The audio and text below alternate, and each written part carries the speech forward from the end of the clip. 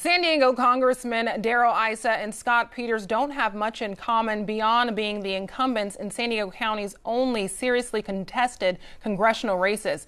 Issa is a Republican. Peters is a Democrat. Issa has been in office since 2000. Peters is a relative newcomer. I spoke with KPBS partner iNews source reporter Joe Uriarty about another difference: how often they toe their party's line.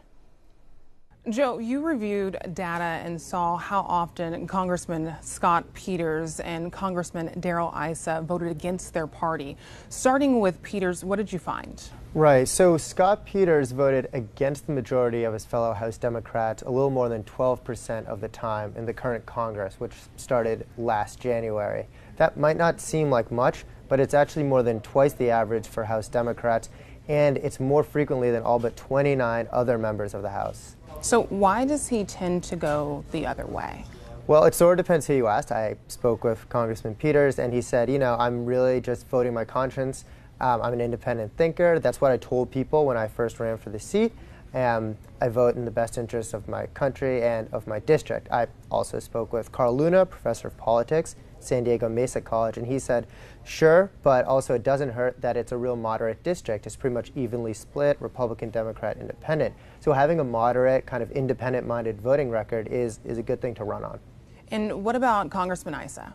So it's a different situation with Darrell Issa. He voted against his party only about less than 6% of the time. And that's below the average for House Republicans, and 195 other members of the House actually have a voting record that's more against their party. And the reason that might be is, unlike Peters, he has a very conservative district.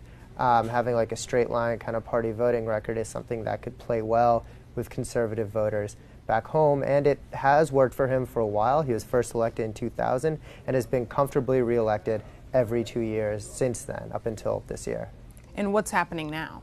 So now it's a little different. Back in the June primary, he only got 51% of the vote against a relatively unknown Democrat who took 46%.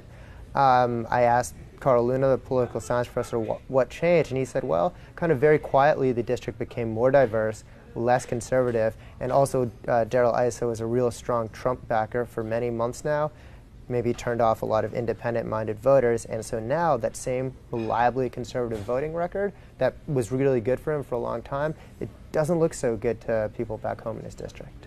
And did you reach out to Congressman Issa? What did he have to say about his own voting record? Well, we reached out a couple times to his campaign, but they didn't get back to us, which is really too bad, because it would have been nice to know exactly, why it is he had such a conservative, consistent voting record, and whether he thinks that maybe now that he's in what a lot of people think is the fight of his political life, that maybe that could hurt him.